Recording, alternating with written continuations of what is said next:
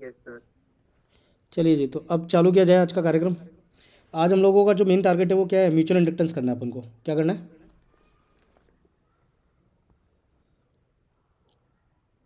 Mutual inductance, ठीक है। चलिए भाई, तो म्यूचुअल इंडक्टेंस के लिए बात करते हैं, बट उससे पहले हम लोग बात करते हैं सेल्फ इंडक्टेंस की। फिर से थोड़ा बहुत रिवीजन करवा देता हूँ। याद होगा सबको कि अगर मान लो कि हमने बोला था कि इस तरीके से हमारे पास में जो एयर कॉइल्ड सोलेनोइड होता है, इसे हम क्या बोलते हैं? इंडक्टर बोलते हैं कि नहीं बोलते हैं इसे?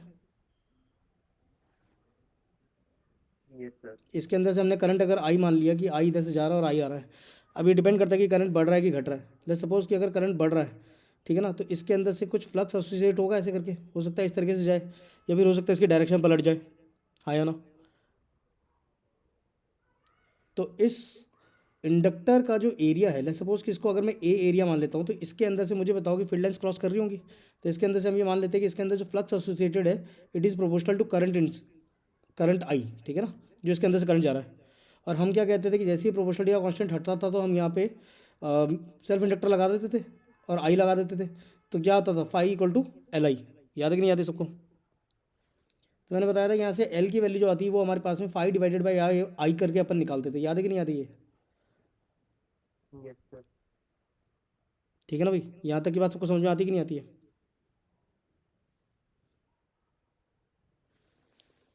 ठीक है। तो आज हम लोग बात करेंगे म्यूचुअल इंडक्टेंस की। किसकी बात करेंगे?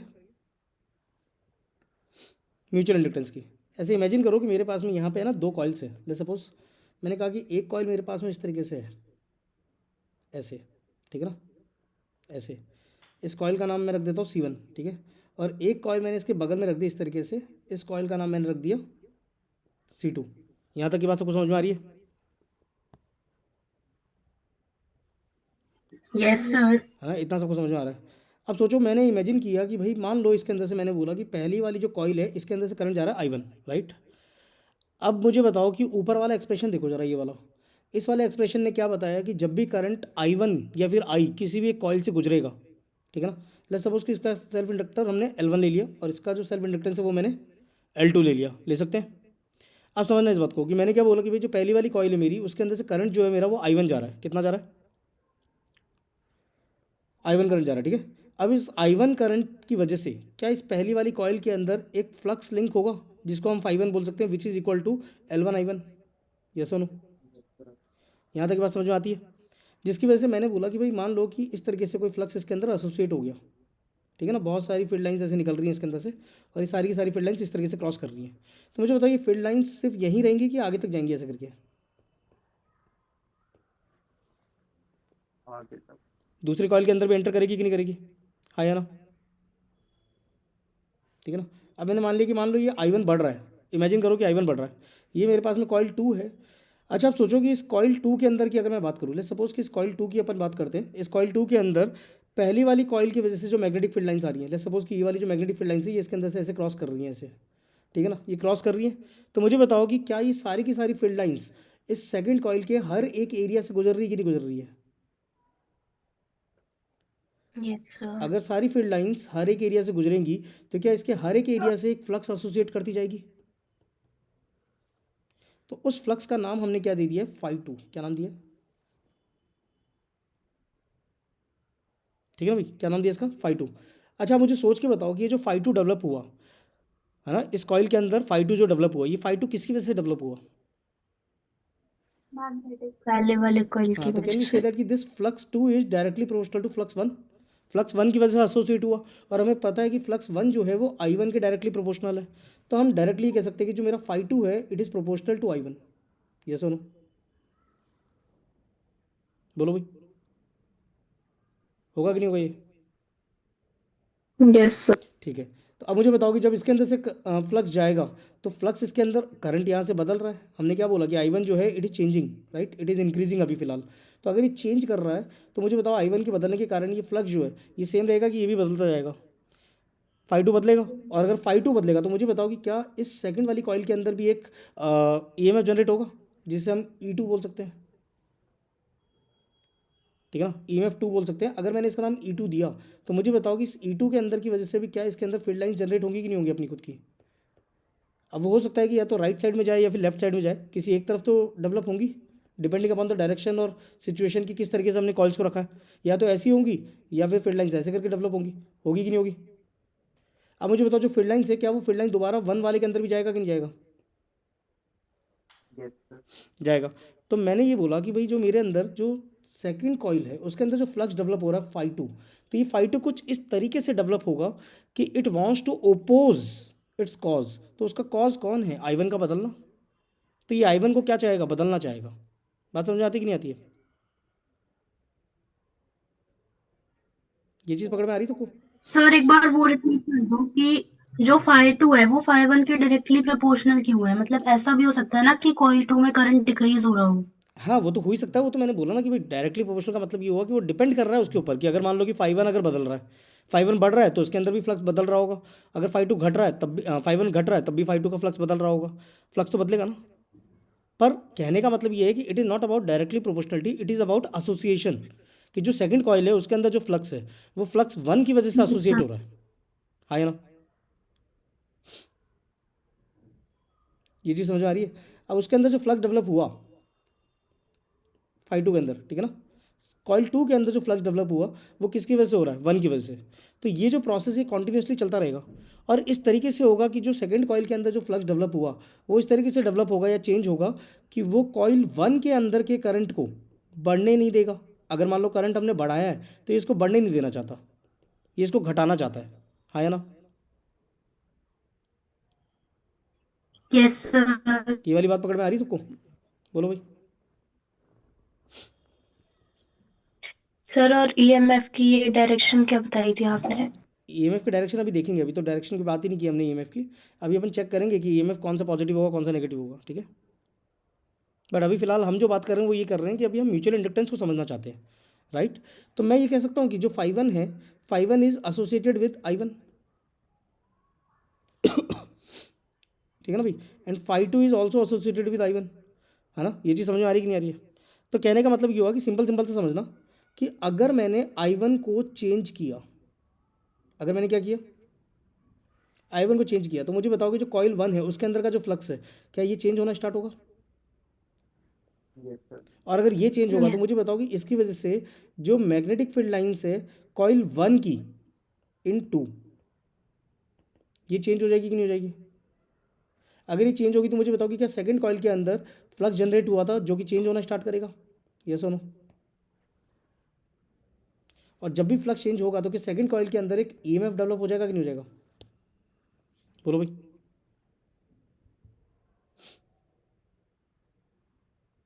ये पकड़ में आ रहा है कि नहीं आ रहा सबको? Yes sir. ठीक है जी।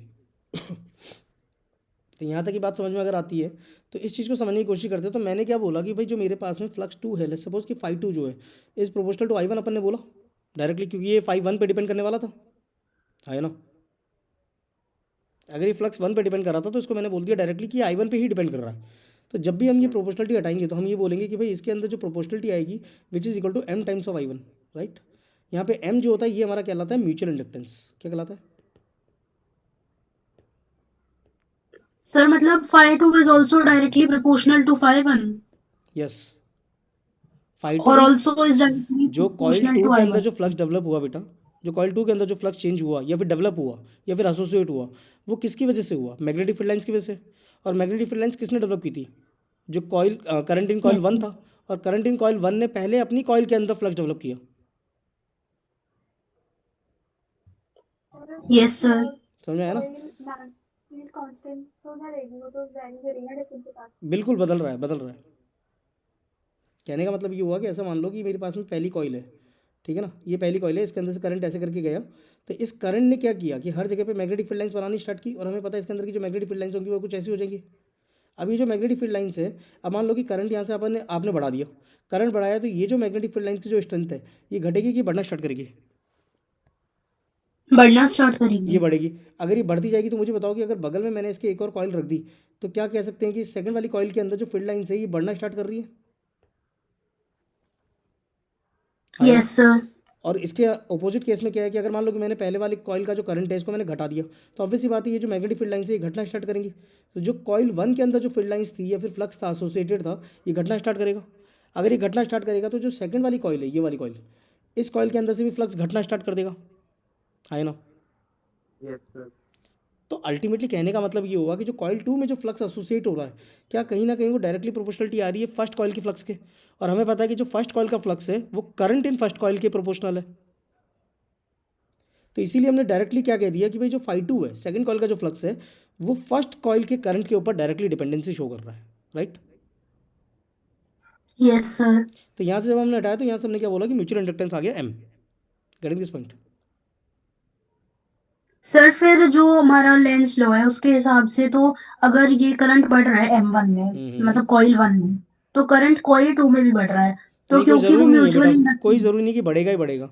ये डिपेंड करेगा कि कॉइल की ओरिएंटेशन कैसी है। अभी आ रहे हैं, आगे वाले टॉपिक पे आ रहे हैं तो समझ में आएगा अभी धीरे धीरे, ठीक है ना।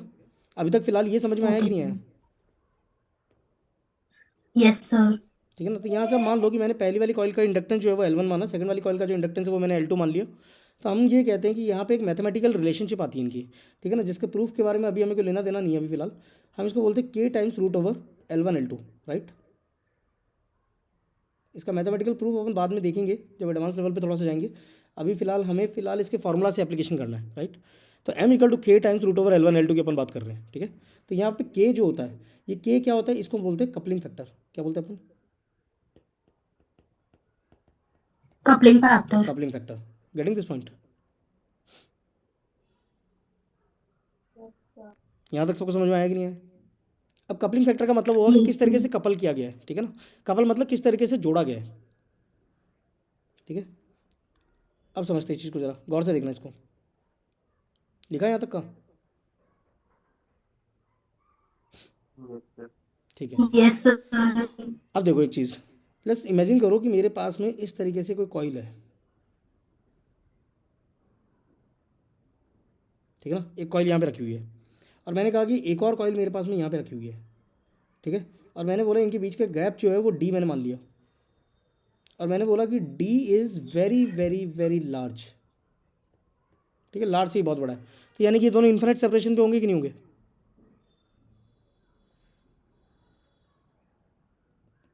बोलो भाई।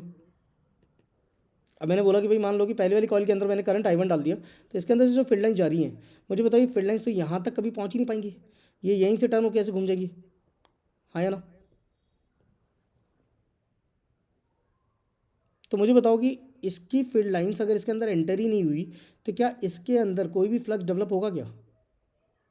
No sir. नहीं होगा। तो यहाँ पे कपलिंग फैक्टर को हम क्या मान सकते हैं? जीरो मान सकते हैं। समझ में आया कि नहीं आया? यानी कि दोनों कॉइल्स अगर दूर दूर रखी है तो इनको हम क्या मान सकते हैं? इनका कपलिंग फैक्टर अपन क्या मान सकते हैं? जीरो मान सकते हैं, ठीक है ना। एक केस ये था, एक केस ऐसा समझो कि एक कॉइल मैंने ऐसे रखी है और एक कॉइल मैंने ऐसे रखी है। तो मुझे बताओ इस बार पहली कॉइल की वजह से, लेट्स सपोज कि L1 है, ये मेरा L2 है, एंड मैंने बोला कि L1 के अंदर करंट आई जा रहा है। तो मुझे बताओ कि L1 के अंदर जो करंट आई जा रहा है ना, इसकी वजह से जो फ्लक्स होगा वो सेकंड कॉइल में से कितना एंटर कर रहा है?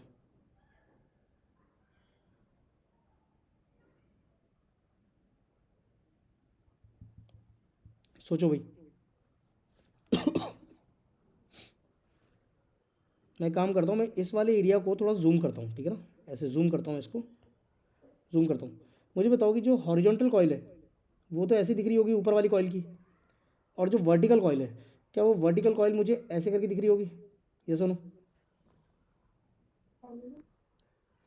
ये पीली वाली L1 की कॉइल है, और हरी वाली जो है वो मेरे पास में किसकी है? L2 coil. बात समझ आ रही? मैंने एक रिंग को देख लिया। अब मुझे बताओ जो पीली वाली कॉइल है उसके अंदर से मैग्नेटिक फील्ड लाइन्स तो ऐसे करके निकल रही होंगी पैरेलली, हाँ या ना। तो ये जो मैग्नेटिक फील्ड लाइन्स है, मुझे बताओ कि ये मैग्नेटिक फील्ड लाइन्स कॉइल 2 के अंदर कितना एंटर कर रही है? सर जीरो होगा क्या कपलिंग जीरो। फैक्टर? हाँ जी, यही तो बात समझ में आनी चाहिए थी कि कपलिंग फैक्टर यहाँ पे भी क्या हो जाएगा? जीरो हो जाएगा। बात पकड़ में आएगी नहीं है? क्योंकि फील्ड लाइन्स जो है बट सर कॉइल 1 के सरफेस से तो जा रही है ना ये मतलब। सरफेस के पैरेलल जा रही है, सरफेस के अंदर से एंटर थोड़ी कर रही है। फ्लक्स क्या होता है कि भाई कोई एरिया है, उस एरिया में से फील्ड लाइन्स क्रॉस करनी चाहिए, यस सर। पर क्या क्रॉस कर रही है क्या हरे वाले को? पर पीले वाले को तो क्रॉस कर रही है। पीले वाले को क्रॉस कर रही है तो हम तो म्यूचुअल इंडक्टेंस की बात कर रहे हैं ना बेटा, हम सेल्फ इंडक्टेंस की तो बात ही नहीं कर रहे अभी। L1 तो एसोसिएटेड है ही ऑलरेडी, L2 भी है। हम तो किसकी बात कर रहे हैं, कपलिंग फैक्टर की बात कर रहे हैं, ठीक है ना। Yes sir. तो इनका कपलिंग फैक्टर कितना अभी फिलहाल 0, ये बात पकड़ में आई। तो के की जो वैल्यू आती है वो अभी हमें ये तो समझ में आ गया कि सर 0 या 0 से बड़ी होगी। दूसरी चीज़ होती है के की वैल्यू जो होती है वो 1 से भी छोटी होती है, क्यों होती है वो समझते हैं, ठीक है ना। 1 या 1 से छोटी होगी। अब कैसे, आप समझो ऐसे कि मैंने बोला कि भाई मेरे को मैक्सिमम कपलिंग फैक्टर शो करना है कि मैक्सिमम, तो मैंने बोला कि एक कॉइल मेरे पास में ऐसे है, ठीक है ना, एक कॉइल ऐसे है, और मैंने बोला कि जो मेरी दूसरी कॉइल है उस कॉइल को मैं इस तरीके से मान रहा हूँ। मान सकता हूँ कि नहीं मान सकता हूँ। अब बताओ जो पीली वाली जो कॉइल है, इस पीली वाली कॉइल से जितनी भी मैग्नेटिक फील्ड लाइन्स एसोसिएट होंगी, ठीक है ना, जितनी भी फील्ड लाइन्स एसोसिएट होंगी पीली वाले से, मुझे बताओ कि क्या वो सारी की सारी हरे वाले से भी क्रॉस कर रही है कि नहीं कर रही है। Yes sir. Yes sir. तो इस केस में कपलिंग फैक्टर कितना हो जाएगा बेटा, 1। 1। इससे और अच्छा पैकिंग फैक्टर तो हो ही नहीं सकता ना। ये सुनो, तो मुझे बताओ कि मेरी जो मैक्सिमम जो के की वैल्यू आएगी वो 1 आ जाएगी, और जो मिनिमम वैल्यू आएगी वो कितनी आएगी, 0। तो 0 और 1 के बीच में कपलिंग फैक्टर लाई करेगा। गेटिंग दिस पॉइंट, ये समझ में आया कि नहीं आया, बोलो भाई। Yes sir. Coupling Yes, factor की sir. वैल्यू 0 और 1 के बीच में लाई करेगी, राइट। इतना सबको समझ में आया कि नहीं है। यस। चलिए जी, तो ये कपलिंग फैक्टर हमारे सर। पास में आ गया। तो मुझे बताओ कि यहाँ से हमने अभी अभी देखा कि जो हमारा म्यूचुअल इंडक्टेंस होता है वो किसके बराबर आएगा, के times root over L1 L2, हाँ या ना।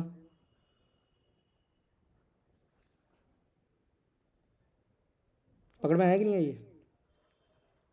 तो ये रिलेशन याद रखना बहुत मैंडेटरी है, ठीक है।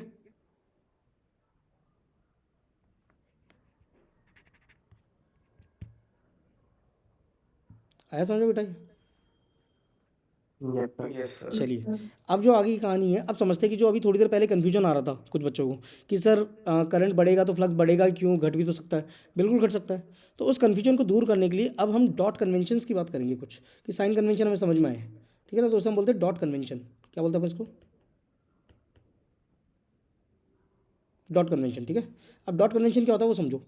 मैंने ये बोला कि लेट्स सपोज कि मैंने कहा कि भाई ये कॉइल है, अभी आपको पता ही नहीं चल रहा होगा ये कॉइल क्लॉकवाइज है कि एंटी क्लॉकवाइज है। लेट्स सपोज कि अगर कॉइल ऐसे करके देख रहे हो और आप राइट से देख रहे हो, मान लो कि आप राइट तरफ से देख रहे हो और कॉइल ऐसे करके है, ऐसे करंट जा रहा है, तो मुझे बताओ कि जो करंट की डायरेक्शन में घुमाएंगे तो थंब इस तरफ आएगा, तो जिस साइड मैग्नेटिक फील्ड लाइन्स निकलती है वो नॉर्थ होती है।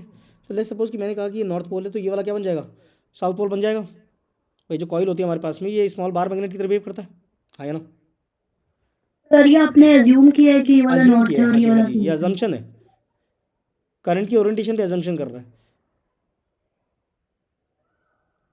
ठीक है कि नहीं, ठीक है। Yes sir. तो ये एजम्पशन है, तो मैंने नॉर्थ बोला, तो इसको आपसे हम किस तरीके से डिफाइन करेंगे, इसको हम जो शो करेंगे कि मैंने बोला कि इसको इक्विवेलेंटली हम इस तरीके से डॉट लगा देंगे नॉर्थ और साउथ की जगह। तो ऑलवेज रिमेंबर कि जो डॉट होगा it will be giving us the direction of north. किसकी डायरेक्शन देगा ये नॉर्थ की तरह ट्रीट करेंगे इसको अपन, ठीक है ना। बात समझ में आ रही कि नहीं। कॉइल में करंट गया आई, इसमें नॉर्थ हो गया, बात समझ में आ रही कि नहीं आ रही है। Yes sir. अब सोचो कि अगर मैंने बोला कि अगर मान लो ये करंट मैं बढ़ाता जा रहा हूँ, तो मुझे बताओ करंट अगर बढ़ा रहा हूँ तो ये जो डॉट होगा, ये डॉट वाली जो पोजीशन होगी ये नॉर्थ कम नॉर्थ बनता जाएगा कि और स्ट्रांगली नॉर्थ बनता चला जाएगा, और स्ट्रांगली नॉर्थ होता है। स्ट्रांगली नॉर्थ बनता चला जाएगा। तो कहने का सेंस ये होगा कि कैन वी से दैट कि magnetic field lines are going like this. ये सुनो, फील्ड लाइन समझ में आ रही कि नहीं आ रही कैसे, यस सर। ठीक है ना भाई, यहाँ तक की बात समझ में आ गई। तो अब अपन देखते हैं जरा एक और सर ये एक बार वापस बता दीजिए कि करंट बढ़ाने पे नॉर्थ क्यों स्ट्रांग हो रहा है। करंट अगर बढ़ता जाएगा बेटा तो अपन को क्या लगेगा कि मैग्नेटिक फील्ड लाइंस की स्ट्रेंथ जो होगी वो और बढ़ती जाएगी, मैग्नेटिक फील्ड स्ट्रेंथ बढ़ेगी। यस। अगर मैग्नेटिक फील्ड स्ट्रेंथ बढ़ेगी तो सोच के बताओ कि जो मैग्नेटिक फील्ड बढ़ रही है तो जहाँ से निकल रही है वो पॉइंट क्या होता है, नॉर्थ होता है।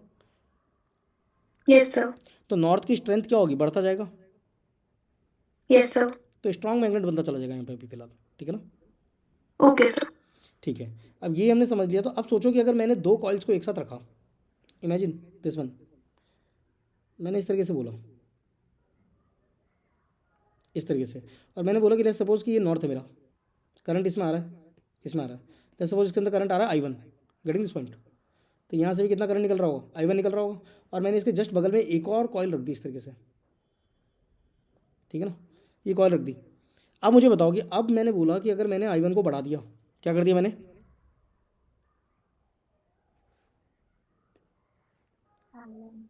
I1 को बढ़ाएं तो I1 को मुझे बढ़ा बताओगे जो इसकी दूंगी, फील्ड लाइंस होंगी वो घटेंगी कि वो बढ़ती चली जाएंगी? बढ़ते चली जाइए। अगर ये बढ़ती चली जाएंगी तो मुझे बताओ कि ये जो सेकंड वाली कॉइल है मेरी, ये जो सेकंड कॉइल है ये वाली, इस कॉइल के अंदर जो फ्लक्स जनरेट होगा वो इस वाइट वाले फ्लक्स को सपोर्ट करना चाहता है कि इसको अपोज करना चाहता है? Force oppose. तो अपोज कब कर पाएगा मुझे सोच के बताओ। जब और स्ट्रॉन्ग वो जब इसका ये रहेगा वाला नॉर्थ पोल कैसा बन जाएगा? North pole. North pole. तो नॉर्थ पोल के लिए मुझे बताओगे कि यहाँ पे डॉट आ जाएगा कि नहीं आ जाएगा इसके? Yes sir. ठीक है, यहाँ से आपको पता चलेगा कि इसके अंदर एक करंट एसोसिएट हो जाएगा I2। हाँ या ना? Yes sir. पकड़ में आया कि नहीं आया? पहले वाले कॉइल में भी तो आपने एज्यूम करा है ना, मतलब कि ये वाला हाँ वो डॉट अजम्पशन है, ही ये थे वाला बेटा, सारे डॉट। अजम्पशन थे, पर अब हम साइन कन्वेंशन लेके चल रहे हैं। अच्छा, यस सर। समझ में आया ना? तो मैंने बोला कि जो सेकंड कॉइल है, सेकंड कॉइल के अंदर जो फ्लक्स आएगा, अब वो फ्लक्स इस तरीके से आएगा कि वो फ्लक्स इस पहले वाले के फ्लक्स को चेंज होने नहीं देना चाहता। चेंज इन द सेंस कि वो बढ़ने नहीं देगा। हाँ या ना? तो वो इस तरीके से फ्लक्स जनरेट करेगा कॉइल 2 वाला कि I1 का जो इंक्रीज है उसको वो कम कम इंक्रीज होने दे, बढ़ने ना दे। ठीक है ना भाई? ये चीज़ समझ में आती है? इसी का देखो एक और केस देखते हैं, इस बार तुम सब बताओगे सोच के। लेट्स सपोज कि मैंने बोला कि कॉइल है मेरे पास में, मैंने यहाँ पे नॉर्थ बोला और इसके अंदर मैंने करंट I1 बोला और मैंने बोला इस बार I1 इज डिक्रीजिंग। ये कॉइल 2 है मेरे पास में, ठीक है ना? तो मुझे बताओ कॉइल 2 में इस बार नॉर्थ कहाँ आ जाएगा? ए पे आएगा कि बी पे पीछे आएगा? वाली साइड राइट वाली ए पे आएगा कि बी पे आएगा बताओ? बी पे। बी पे। बी पे। बहुत बढ़िया। समझ में आया कि नहीं आया? Yes sir. ऐसा क्यों हुआ सोचो? क्योंकि वो सर कम घटने देगा। हाँ, वो उसका फ्लक्स चेंज होने नहीं देना चाहता बेसिकली। हाँ है ना? तो अगर उसका फ्लक्स कम होता जा रहा है तो मुझे बताओ कि फ्लक्स को बढ़ाने की कोशिश करेगा तो सपोर्टिव बन जाएगा? हाँ पकड़ में आया कि नहीं आया?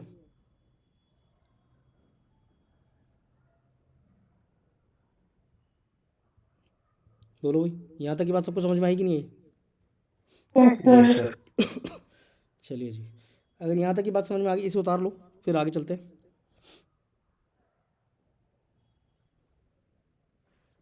एक और चीज़ बताते जाना कि क्या ये डॉट हमेशा ज़रूरी कि राइट में ही होगा? हो सकता है यहाँ पे होता तो तब भी काम चलता कि नहीं चलता? सही बात है। चलता। ठीक है ना भाई?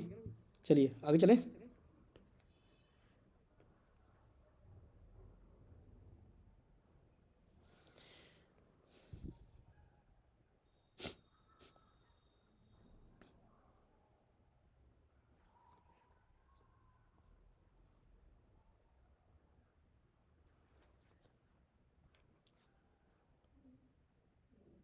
कौन कौन आया क्लास में आज?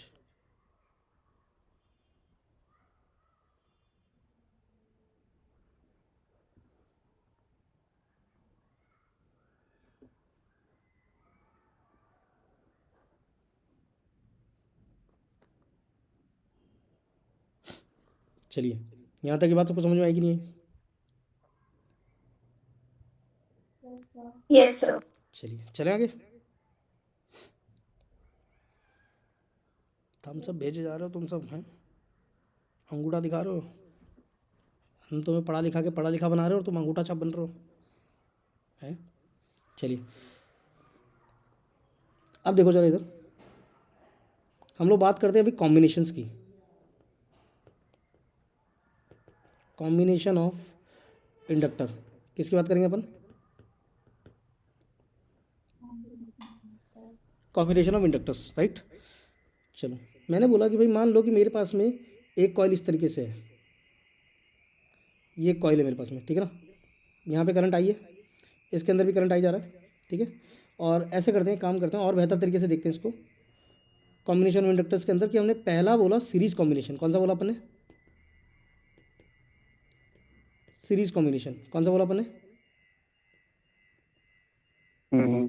Series combination. तो सीरीज वाले में देखो जरा ऐसे इस तरीके से मैंने बोला कि लेट्स सपोज कि मेरे पास में एक इंडक्टर है, इसका नाम मैंने L1 दिया और इसके बाद में एक और मैंने कॉइल लगा दी जिसका मैंने इंडक्टेंस L2 मान लिया। मान सकते हैं नहीं मान सकते हैं? ठीक है ना भाई? ऐसे। और इसके अंदर मैंने बोला कि करंट आई जा रहा है। कितना करंट जा रहा है बेटा इसके अंदर? तो मुझे बताओ कि क्या सेम करंट यहाँ पे ही पास करेगा कि नहीं करेगा? सारी कॉइल से घूमता हुआ यहाँ से घूमता हुआ निकलेगा करंट और यहाँ पे ऐसे करके जाएगा, फिर इसके अंदर जाएगा, फिर ऐसे करके जाएगा, जाएगा कि नहीं जाएगा? तो इसके अंदर भी करंट कितना जाएगा, फिर से आई जाएगा। तो लेट्स सपोज इस पॉइंट का नाम मैंने बी दे दिया, इस पॉइंट का नाम मैंने ए दे दिया। दे सकते हैं, नहीं दे सकते हैं? बोलो भाई। तो 2 पॉइंट दे दी मैंने, ए और बी, ठीक है ना, L1 और L2। अच्छा, इनको अगर मुझे इक्विवेलेंट सर्किट में अगर बनाना होगा तो मुझे बताओ कि क्या हम ये बोल सकते हैं कि मेरे पास में एक L इक्विवेलेंट नाम से एक इक्वेशन है या फिर सर्किट है, इसके अंदर भी सेम करंट आई जा रहा है? चलिए, तो मैं काम करता हूँ, मैं इसमें KVL लगाता हूँ, इस वाले में KVL लगा सकते हैं इसके अंदर। तो KVL क्या कहता है मुझे बताओ? VA माइनस VB कर सकते हैं KVL? बताओ कैसे लगाते हैं KVL? VA minus L1 DI/dt बोल सकते हैं कि नहीं बोल सकते? Yes sir. इसके अंदर बताओ, माइनस L2 L2 DI/dt बोल सकते हैं कि नहीं बोल सकते? बोलो भाई, यहाँ तक की बात समझ में आ रही है? अब सोचना एक चीज़ कि मुझे एक चीज़ बताओ कि इन दोनों का क्या म्यूचुअल इंडक्टेंस होगा कि नहीं होगा? होगा। तो मुझे बताओ कि यहाँ पे अगर मैं बात करूँगा, इसके अंदर जो फ्लक्स आएगा, क्योंकि भाई जब इस वाली कॉइल के अंदर करंट जाएगा, इस कॉइल के अंदर जब करंट जाएगा, तो मुझे बताओ कि इसका फ्लक्स एसोसिएट होकर सेकंड वाले के अंदर करंट डेवलप करेगा, फ्लक्स डेवलप करेगा, तो इसके अंदर एक म्यूचुअल इंडक्टेंस डेवलप होगा। इन दोनों का कंबाइंड म्यूचुअल इंडक्टेंस डिफाइन किया जाता है इस तरीके से, ठीक है ना। इसको हम कंबाइंड म्यूचुअल इंडक्टेंस M बोलते हैं। तो मुझे बताओ, जो सेकंड कॉइल है, इसके अंदर जो म्यूचुअल इंडक्टेंस आएगा वो किसकी वजह से आएगा? करंट I की वजह से आएगा। और अगर मैं पहले वाले के अंदर म्यूचुअल इंडक्टेंस की बात करूँगा, तो क्या इसकी वजह से जो फील्ड लाइन्स आएगी या फिर फ्लक्स आएगा? या फिर ऐसा मान लो कि पहले वाले की जो फील्ड लाइन्स है वो सेकंड वाले में एंटर कर रही है, और सेकंड वाले की जो फील्ड लाइन्स है क्या वो फर्स्ट वाले में एंटर कर रही है कि नहीं कर रही है?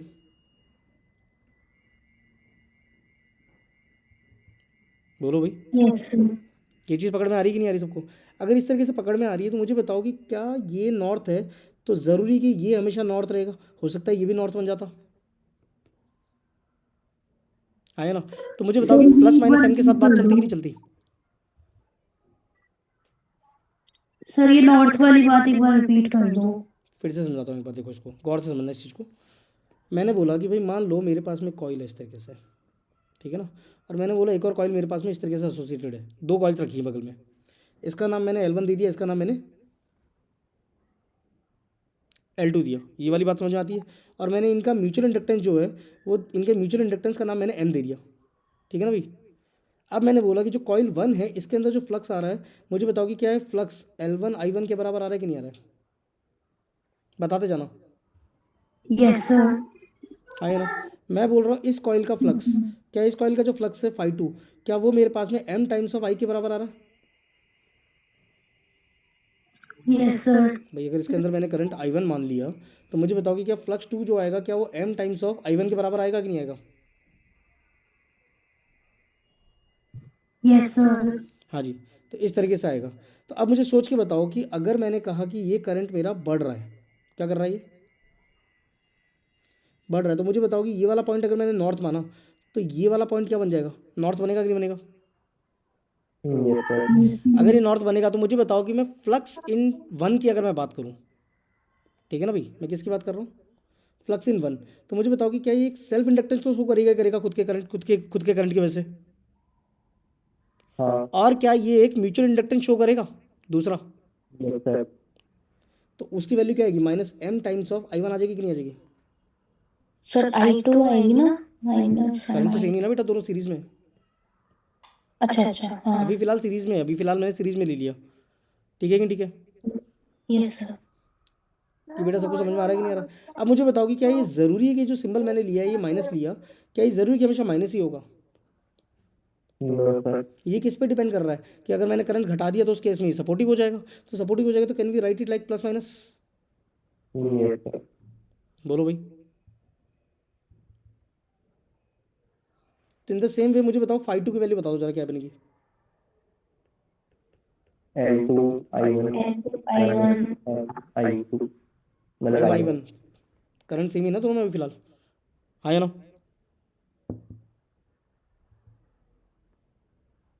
बोलो भाई, यहाँ तक की बात सबको समझ में आ रही है कि नहीं आ रही है? Yes sir. Yes sir. ठीक है। तो इस चीज़ से अगर मैंने बोला कि अब मान लो कि ये दोनों सीरीज़ में मेरे पास रखे हैं, मैं केवीएल की इक्वेशन लगाता हूँ यहाँ पे ऊपर वाली इक्वेशन के अंदर। इसके अंदर मैं अगर केवीएल की बात करता हूँ तो मुझे बताओ कि V A minus L one d I one by D t होता है, minus L two d I two yes by d I by D t हो जाएगा। अब मुझे बताओ कि अगर मैंने बोला कि लेट्स सपोज कि ये दोनों सपोर्टिव हैं, यहाँ पे दोनों पॉजिटिव है, तो मुझे बताओ कि क्या पहली वाली कॉइल का प्लस एम आई वन आ जाएगा कि नहीं आ जाएगा, yes sir. D I one by D T आ जाएगा कि नहीं आ जाएगा। और दूसरी कॉइल का अगर मैं बात करूँ तो क्या ये plus M D I two by D T आ जाएगा कि नहीं आ जाएगा। और इसमें आई टू की वैल्यू अभी भी फिलहाल क्या है, करंट आई आ रहा है, आई वन आई टू की वैल्यूज़ क्या है एक्चुअली आई, तो D I by D T आ जाएगा, plus M times of D I by D T आ जाएगा कि नहीं आ जाएगा दो बार, and it is equal to V B. Yes और no yes sir. Sir plus minus कैसे देख रहे हैं ये म्यूचुअल इंडक्टेंस वाले में? प्लस माइनस देखो ऐसे फिर से समझाता हूँ एक बार फिर से गौर से सुनना, समझना इस बात को। मैंने ये बोला कि मेरे पास में कॉइल है इस तरीके से, ये चीज़ समझ में आ रही है बेटा। Yes sir. अब मैंने बोला इसके अंदर करंट जा रहा है आई, ठीक है ना, और मैंने बोला ये करंट बढ़ रहा है, करंट बढ़ रहा है, और मैंने कहा कि यहाँ पे इसका नॉर्थ पोल है या फिर करंट ऐसे इस तरीके से घूम रहा है कि ये वाला फेस नॉर्थ पोल बना हुआ है। बात समझ में आ रही कि नहीं आ रही है। इसका नाम मैंने आई वन दे दिया करंट का, और मैंने बोला कि एक कॉइल मैंने बगल में रख दी आई टू, ठीक है ना, इसका इंडक्टेंस एल वन था, इसका इंडक्टेंस एल टू दे दिया।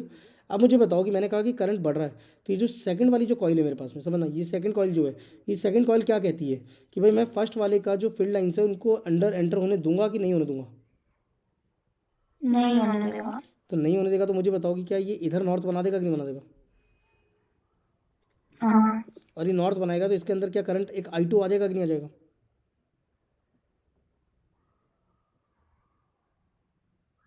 बोलो भाई। Yes sir. भाई फर्स्ट वाली कॉइल के अंदर एक फ्लक्स आएगा फाई वन, जिसकी value L one I one होगी कि नहीं होगी। अब इनका मैंने म्यूचुअल इंडक्टेंस कितना मान रखा है, एम मान रखा है, कितना मान रखा है। तो मैंने क्या बोला कि जो सेकंड वाली जो कॉइल है, सेकंड वाली कॉइल का जो फ्लक्स है वो इस तरीके से आएगा कि वो पहले वाले के करंट के बढ़ने के चेंज को होने नहीं देना चाहता, है ना। Yes sir. अगर नहीं बढ़ने देना चाहता तो मुझे बताओ कि जो आई टू है, ये आई टू इस तरीके से डेवलप होगा कि यहाँ पे नॉर्थ पोल बन जाए।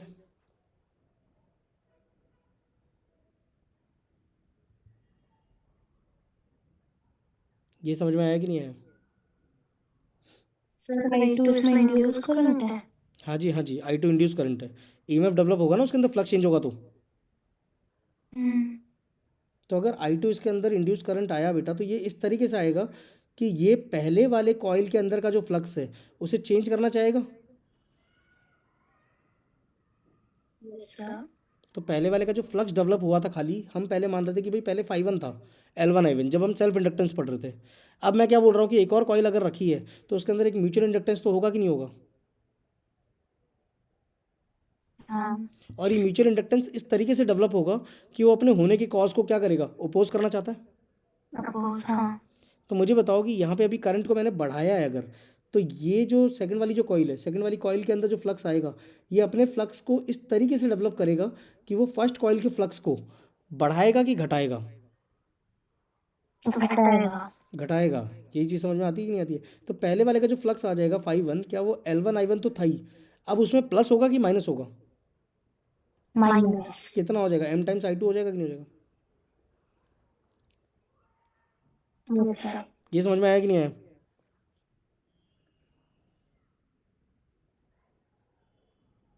बोलो भाई।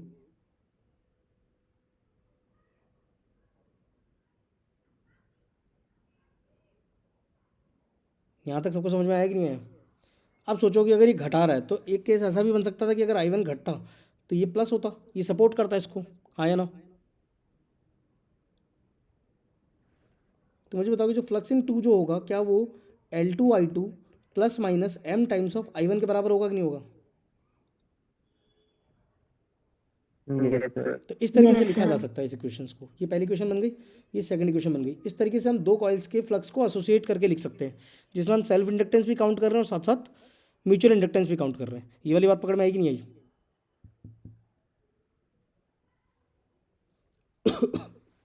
ठीक है ना। अब यहाँ तक का अगर समझ में आया तो फिर से वो सीरीज कॉम्बिनेशन देखते हैं। जरा समझो, ऐसे मैंने बोला कि भाई सीरीज में मैंने एक कॉइल ऐसे लगा रखी है जिसका सेल्फ इंडक्टेंस L1 है, और ये कॉइल लगा दी मैंने सीरीज में इसके साथ, और इसका सेल्फ इंडक्टेंस मेरे पास में L2 है। ये चीज़ समझ में आ रही है। और मैंने बोला इसके अंदर करंट आई जा रहा है, तो मुझे सोच के बताओ कि सेकंड वाली कॉइल में भी करंट कितना आ रहा होगा, आई। क्योंकि दोनों सीरीज में है ना। तब मुझे बताओ कि जो फर्स्ट कॉइल के अंदर जो फ्लक्स एसोसिएट होगा, वो फ्लक्स सिर्फ और सिर्फ क्या L1 खुद के फ्लक्स की वजह से होगा, कि साथ में सेकंड कॉइल के फ्लक्स की वजह से भी होगा, म्यूचुअल इंडक्टेंस की जिसको हम म्यूचुअल इंडक्टेंस बोलते हैं। बात समझ में आ रही कि नहीं आ रही है। Yes sir. अब मैंने बोला कि लेट्स सपोज कि करंट बढ़ रहा है, ये करंट क्या कर रहा है, तो बेसिकली मैंने बोला कि di/dt जो है it is greater than zero, यानी कि इसका रेट जीरो नहीं है, रेट बढ़ रहा है इसका। बात पकड़ में आ रही कि नहीं आ रही है। तो मैं अगर फ्लक्स वन की बात करूँगा तो मुझे बताओ फ्लक्स वन जो आएगा क्या वो L1 I1 की वजह से आएगा, और अगर करंट बढ़ रहा है तो नेगेटिव साइन के साथ में M के साथ में सेकंड वाले का जो करंट है I2 उसकी वैल्यू पे भी फिलहाल I है, तो ये MI करेगा कि नहीं करेगा। Yes sir. सिमिलरली मुझे बताओ फ्लक्स टू जो आएगा, फ्लक्स टू क्या आएगा L2I, यहाँ पे I1 की जगह I ही है, दोनों करंट I है ना तो सीरीज में, इसलिए ठीक है ना। L2I minus M times of I आ जाएगा कि नहीं आ जाएगा।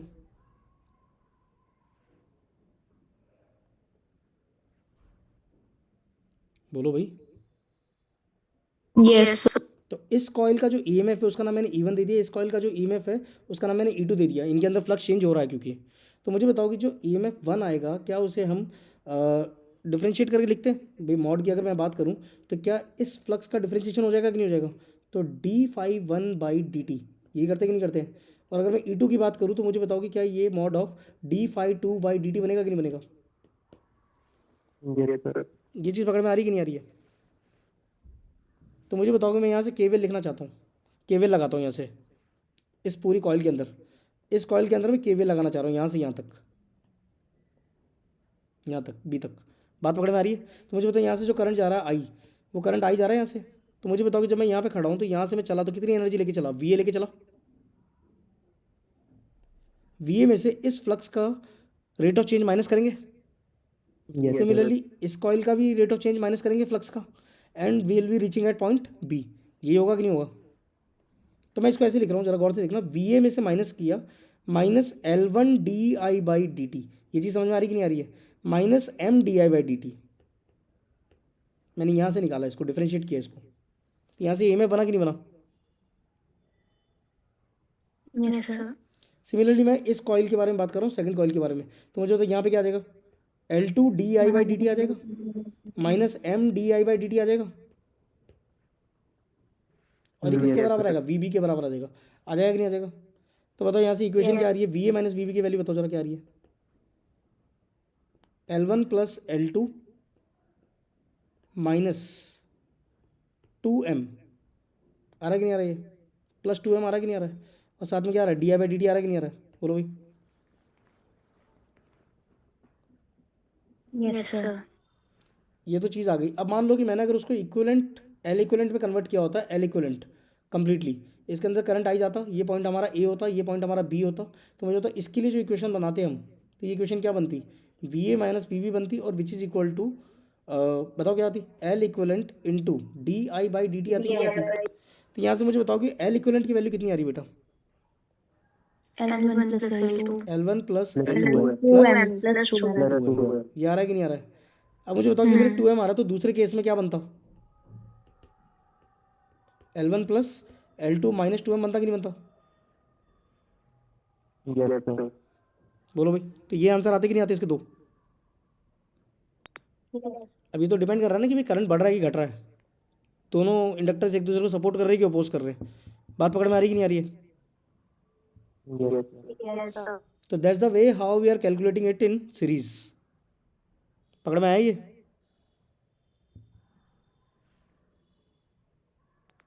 Yes sir. चलिए अब पैरेलल की बात करते हैं।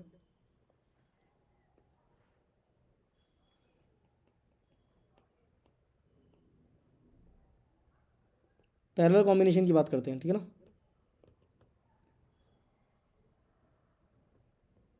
पैरेलल कॉम्बिनेशन की बात करते हैं। पैरेलल का मतलब क्या होता है, मुझे बताओ कि कुछ इस तरीके से लगे होंगे दो इंडक्टर्स, ये L1 होगा, ये इस तरीके से लगा होगा, ये L2 होगा। यहाँ से मैंने मान लिया कि करंट आई जा रहा है, यहाँ से करंट आई एंटर कर रहा है, आया ना। इसके अंदर मैंने मान लिया कि करंट I1 जा रहा है, इसके अंदर करंट मैंने मान लिया I2। गेटिंग दिस पॉइंट, ये पॉइंट मैंने VA मान लिया, ये पॉइंट मैंने VB मान लिया। माना जा सकता है कि मान सकता है। Yes sir. इस वाले केस में हम M को इग्नोर कर रहे हैं। क्या कर रहे हैं हम इसको, हम M को इग्नोर कर रहे हैं अभी फिलहाल, ठीक है ना। म्यूचुअल इंडक्टेंस की हम काउंटिंग नहीं कर रहे हैं इसके अंदर, ठीक है। अच्छा मुझे बताओ कि पहली इक्वेशन तो I इक्वल टू क्या I1 प्लस I2 के बराबर आएगी। Yes sir. तो मुझे बताओ यहाँ से di/dt की वैल्यू किसके बराबर आ रही है, क्या ये di1/dt di2/dt के बराबर आ रहा है कि नहीं आ रहा है। फर्स्ट इक्वेशन है, सेकंड इक्वेशन है ना, डिफरेंशियल फॉर्म है ये अपने पास में, हाँ कि ना। अब मुझे देख के बताओ कि दोनों जो इंडक्टर्स हैं ये दोनों किस में कनेक्टेड है, पैरेलल में। तो मुझे बताओ कि दोनों के अक्रॉस जो पोटेंशियल डिफरेंस आएगा यहाँ पे और यहाँ पे, क्या ये दोनों के अक्रॉस पोटेंशियल डिफरेंस सेम आएगा कि नहीं आएगा। Yes sir. Can we say that कि VL1 will be equal to VL2, आया ना। तो बेसिकली L1 di1/dt की वैल्यू क्या L2 di2/dt के बराबर होगा।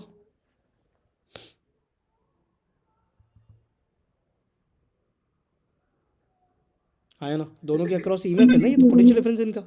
अगर इनका पोटेंशियल डिफरेंस है तो मुझे बताओ dt हटा दें अगर यहाँ से, तो can we also write it like कि L1 I1 जो आएगा वो L2 I2 के बराबर ही आएगा हमेशा।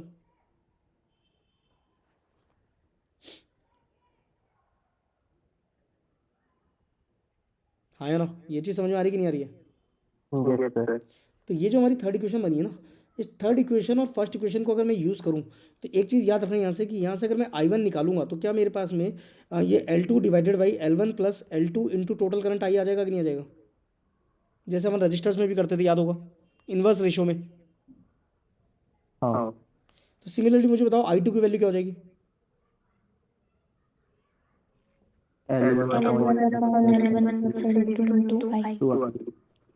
क्या समझ में आ रहा है कि नहीं आ रही है। तो क्या मैं यहाँ से डायरेक्ट करंट भी लिख सकता हूँ, लिख सकता हूँ। Yes sir. अब अगर मैं यहाँ से डायरेक्ट करंट लिख सकता हूँ तो अब हमारा मेन मुद्दा क्या है कि हमें इसका L इक्विवेलेंट निकालना है। क्या निकालना है बेटा,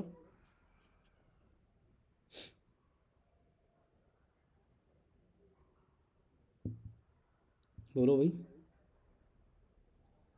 तो मुझे बताओ di1/dt की वैल्यू क्या होगी।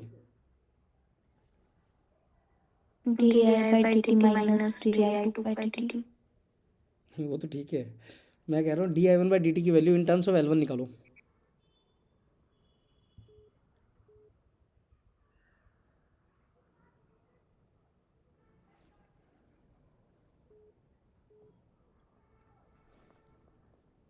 समझो इस चीज़ को, ठीक है, इस चीज़ को समझो। 1/d5/dt यहाँ से लिखो, यहाँ से लिखना स्टार्ट करो, बताओ क्या लिखोगे यहाँ से।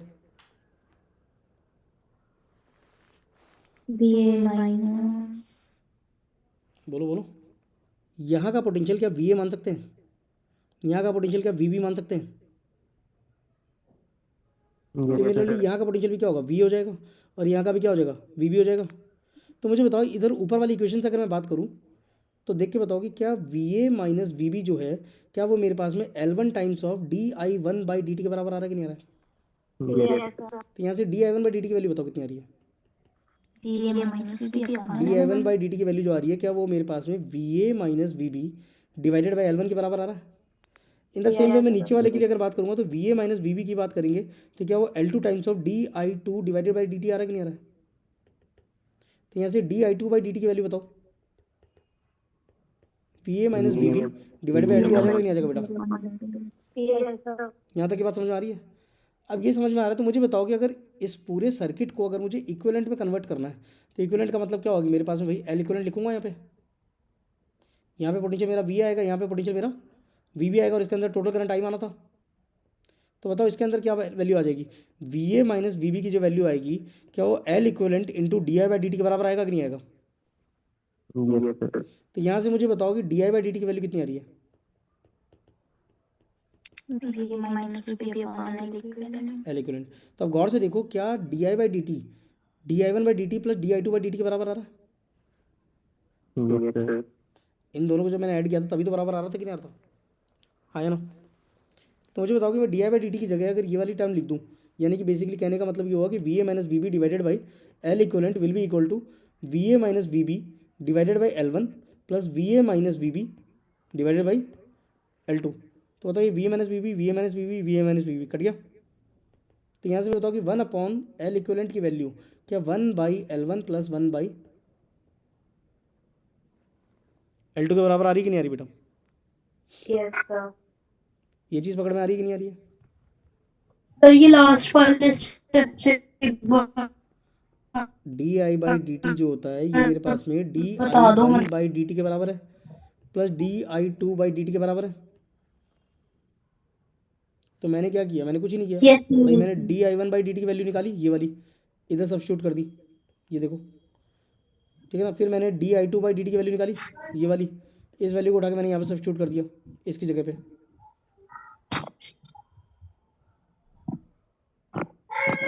और यहाँ से मैंने di/dt की वैल्यू निकाली, VA minus VB Yes, divided by sir. Equivalent, इसको मैंने यहाँ सब्स्टिट्यूट कर दिया।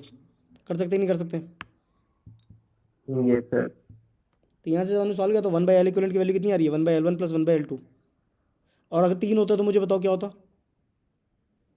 1/1 plus 1/1 plus 1/2 plus 1/. एग्जैक्टली। बात पकड़ में आ रही कि नहीं आ रही है?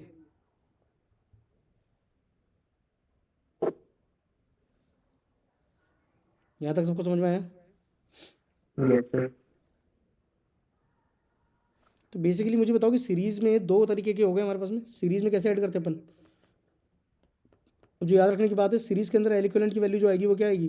L1 plus L2 plus minus plus minus 2m, हाँ या ना? और अगर मैं पैरेलल की मैं बात करूँगा तो पैरेलल में हम m को इग्नोर कर रहे हैं। पैरेलल के अंदर 1 अपॉन L इक्विवेलेंट की वैल्यू हमारे पास में कितनी आएगी? 1/L1 plus 1/L2 plus and so on, हाँ या ना? सर हाँ जी। सर पैरेलल में लेकिन हमने m को इग्नोर ही क्यों किया? हमने इतना इग्नोर किया क्योंकि उनके बीच में हम मान के चल रहे हैं कि दोनों में गैप है अपने पास में, ठीक है ना? ठीक है। सर पर फ्लक्स में चेंज तो आएगा ना उसकी वजह से, बिल्कुल आएगा फ्लक्स में चेंज, दूसरी लेकिन हम वजह उसमें m को इग्नोर करके चल रहे हैं। क्यों? क्योंकि हम उसके अंदर मान के चल रहे हैं कि उनका कपलिंग फैक्टर 0 लेके चल रहे हैं अपन इस केस में पर्टिकुलरली, ठीक है? सर यहाँ तक का किस किस को आगे समझ में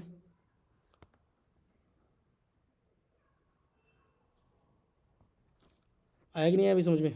बोलो। Yes, sir. Yes, sir. ठीक है जी।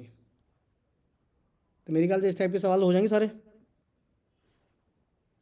सर तो यहाँ पे अब जो हमारे पास में टर्म आता है वो आता है LC ऑसिलेशंस, ठीक है ना? LC ऑसिलेशंस, फिर अपन क्वेश्चन करेंगे एक दो, ठीक है? फिर आज जल्दी खत्म कर देंगे क्लास को तुम्हारी। LC ऑसिलेशंस का मतलब क्या होता है? ऑसिलेशन वर्ड का मतलब क्या होता है? कौन बताएगा मुझे?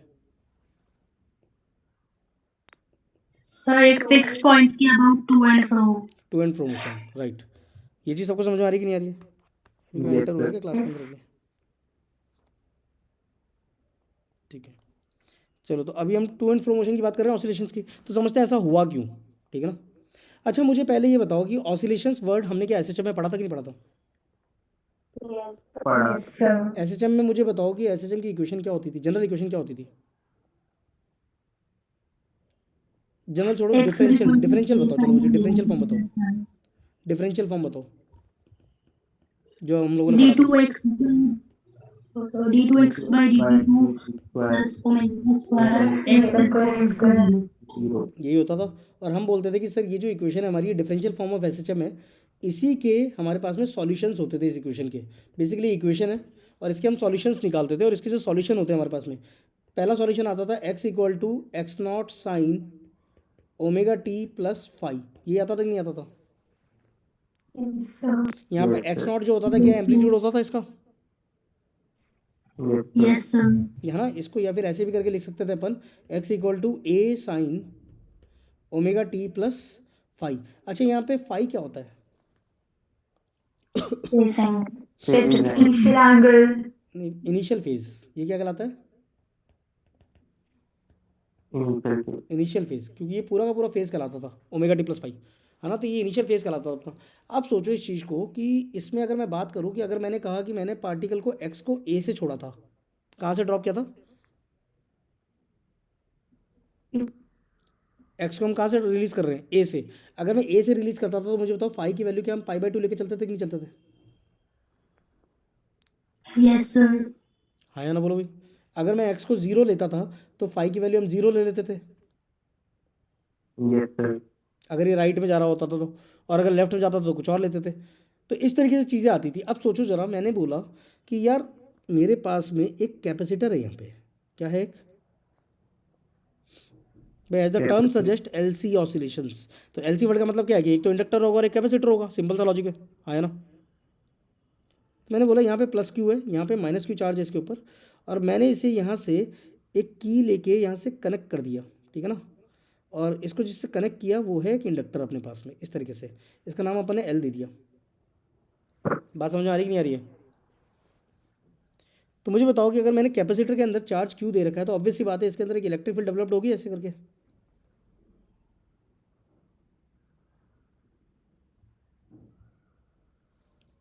यहाँ तक की बात किस किस को समझ आ रही है कि अगर इसमें चार्ज दिया है तो क्यू एनर्जी स्टोर, क्यू होगा तो इसके अंदर एक इलेक्ट्रिक फील्ड की फॉर्मेट में एनर्जी स्टोर होगी। और जो एनर्जी होती थी इसके अंदर पोटेंशियल एनर्जी, क्या वो हमारे पास में Q²/2C होता था कि नहीं होता था? Yes sir. Yes sir. अब सोचो अगर मैंने इसे किसी भी टाइम t = 0 सेकंड पे की को क्लोज किया तो ऑब्वियस सी बात है कि यहाँ से चार्ज फ्लो करना स्टार्ट करेगा, और जैसे चार्ज जाएगा तो t = 0 सेकंड की बात चल रही है भाई। कितने सेकंड की बात चल रही है? t = 0 सेकंड पे। तो मुझे तो t = 0 सेकंड पे जो इंडक्टर है, क्या वो अपने अंदर से चार्ज को पास होने देगा, करंट को पास होने देगा, कि उसको अपोज करेगा मैक्सिमम? अपोज करेगा। अपोज करेगा। हाँ, तो हमने याद है कि हमने बोला था कि इंडक्टर t = 0 सेकंड पे ओपन सर्किट की तरह बिहेव करता है, लेकिन जैसे जैसे वक्त बीतता जाता है वो किसकी तरह बिहेव करना स्टार्ट करता है? आइडल वायर की तरह बिहेव करता है कि नहीं आइडल करता है? वायर। Ideal wire. तो आइडल वायर की तरफ जब बिहेव करता है तो इसके अंदर करंट पहले आना स्टार्ट करता है, यहाँ से आई, आया ना। तो एक टाइम आएगा जब इस पूरे इंडक्टर के अंदर यहाँ से चार्ज निकलता जाएगा और यहाँ से जाता जाएगा। तो मुझे बताओ कि जब चार्ज निकल रहा होगा तो ये चार्ज बढ़ रहा होगा कि घट रहा होगा? घट रहा होगा। चार्ज घट रहा होगा। और इसके अंदर जाने वाला करंट क्या कर रहा होगा? बढ़ता जा रहा होगा। बढ़ता जा रहा होगा, बढ़ेगा। तो एक टाइम ऐसा आएगा कि जब सारी की सारी एनर्जी इंडक्टर के अंदर स्टोर हो जाएगी, हाँ या ना। Yes sir. ये चीज़ पकड़ में आती कि नहीं आती है कि सारी की सारी एनर्जी किस में स्टोर होना स्टार्ट हो जाएगी? इंडक्टर। इंडक्टर में। डॉक्टर। ये चीज़ पकड़ में आ रही है? Yes sir. हाँ जी। तो यहाँ तक जा रहा है। तो मुझे बताओ कि थोड़ी देर बाद में जो इसकी पिक्चर हो जाएगी, क्या हम ये बोल सकते हैं कि ये जो कैपेसिटर होगा यहाँ पे चार्ज 0 हो जाएगा और सारी की सारी एनर्जी जो होगी वो इंडक्टर के अंदर स्टोर हो जाएगी। और इंडक्टर जो होता है वो कैसी फॉर्म में एनर्जी को स्टोर करता है बताओ? Magnetic field. Magnetic field. तो इसकी जो एनर्जी आती है वो कितनी हो जाती है? इंडक्टर के अंदर जो एनर्जी स्टोर होती है वो कितनी होती है? Half of L of I square हो जाता है कि नहीं हो जाता है? Yes sir. Half L I square होता है कि नहीं होता है? हाँ। अब मुझे बताओ कि थोड़ी देर बाद में ये जो इंडक्टर है, क्या ये इंडक्टर यहाँ से चार्ज को सप्लाई करना स्टार्ट करेगा तो क्या पॉजिटिव क्यू यहाँ आना स्टार्ट होगा, प्लस क्यू? Yes sir. अब मुझे बताओ कि जब हो रहा होगा तो ये करंट जो इसके अंदर से जा रहा होगा, ये करंट अब बढ़ेगा कि घटेगा? अब करंट यहाँ से करंट घटना स्टार्ट हुआ तो चार्ज क्या करना स्टार्ट करेगा? यहाँ पे बढ़ना स्टार्ट करेगा, बढ़े। बिकॉज ये चार्ज स्टोर होना स्टार्ट हो रहा है इस वाले कैपेसिटर के ऊपर, हाँ या ना। तो थोड़ी देर बाद में पिक्चर में कुछ ऐसा हो जाएगा कि जो कैपेसिटर है ये मेरे पास में प्लस क्यू यहाँ आ जाएगा और यहाँ पे क्या आ जाएगा? माइनस क्यू आ जाएगा। और ये जो इंडक्टर होगा यहाँ से इस तरीके से, क्या इस तरीके से कनेक्ट हो जाएगा तो यहाँ पे करंट अभी फिलहाल 0 होगा। फिर से सारी की सारी एनर्जी मुझे बताओ कि ऑपोजिट डायरेक्शन में स्टोर होगी यहाँ पे। Yes sir. फिर यहाँ पे सारी की सारी एनर्जी कितनी आ गई? Q²/2C, हाँ या ना बोलो भाई। Yes sir. अब मुझे बताओ जैसे Q²/2C आया तो पहले तो ये एनर्जी यहाँ से यहाँ तक आके एनर्जी स्टोर हुई इसके अंदर। अब मुझे बताओ कि अब ये क्या करेगा? अब हम ये कह सकते हैं कि ये जो कैपेसिटर ये उल्टी डायरेक्शन में फिर से चार्ज को फ्लो करना स्टार्ट करेगा और यहाँ तक पहुँचाएगा। तो जब हम गौर से देखेंगे तो हमने क्या देखा कि चार्ज पहले यहाँ पे था, चार्ज ने अपनी एनर्जी दी, इंडक्टर के अंदर स्टोर हुई। पहले यहाँ पे इलेक्ट्रिक फील्ड एनर्जी थी, यहाँ पे फिर मैग्नेटिक में स्टोर हो गई, ठीक है ना भाई। यहाँ पे जो एनर्जी थी वो कौन सी थी? Q²/2C। ये Q²/2C जो है ये Q²/2C किस में कन्वर्ट हो रहा है? हाफ एल आई स्क्वायर में। फिर ये हाफ एल आई स्क्वायर जो है ये किस में कन्वर्ट हो रहा है? Q²/2C में। देन अगेन ये Q²/2C फिर हाफ एल आई स्क्वायर में, फिर ये हाफ एल आई स्क्वायर दोबारा किस में आ रहा है? Q²/2C में, हाँ या ना बोलो भाई।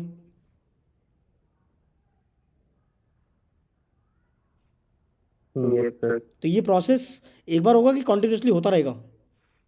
कंटिन्यूसली होता है। कंटिन्यूअसली होता तो कैन वी से रहेगा। दैट कि energy is actually oscillating between inductor and capacitor?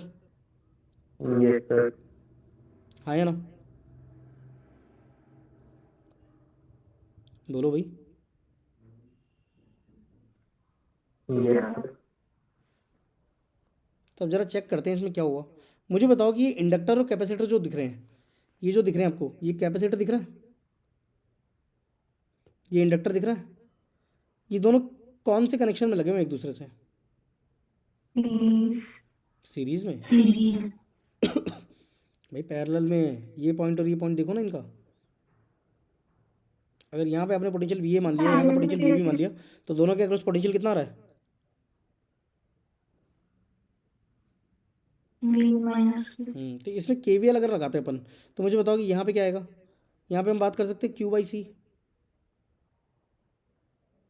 Minus L D I by D t, आया ना?